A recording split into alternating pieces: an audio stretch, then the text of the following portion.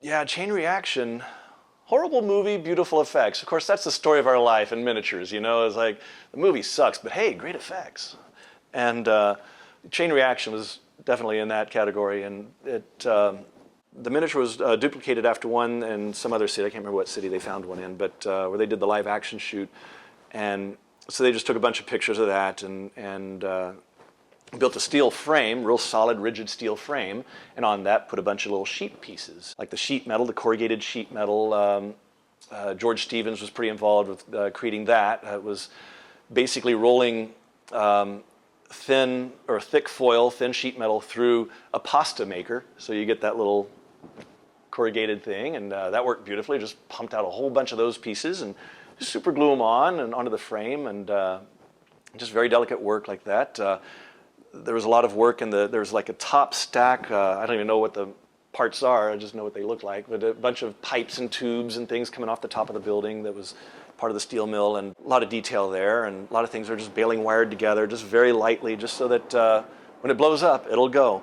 Over the period of a week, we had searing sun, wind, rain, snow, sleet, mud.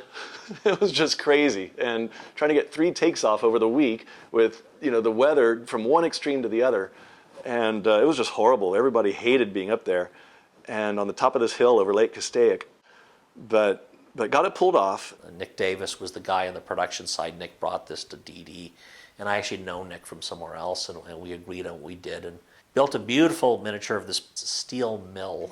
Richard Stutzman was our effects guy, and he blew it up and made it look just like I had envisioned in my mind's eye. He did I think that's one of the closest times someone blew something up where that's what I saw in my mind's eye. And I talked to Richard ad nauseum about what I wanted. And because Thane Morris had taught me about all the pyro elements, I knew what they could all do.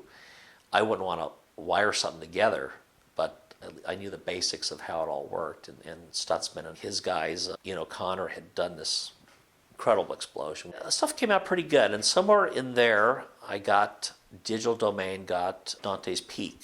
So now I had done like a small movie, and then a bigger one. I think we had 60 shots on Chain Reaction, something like this, and all of a sudden Dante's Peak shows up, and it's like a big movie, and with a lot of visual effects, a lot of miniature stuff. And so I started on that, and I left at the very end of Chain Reaction, and Nick finished it up because he was the production guy anyway, and we were starting to go.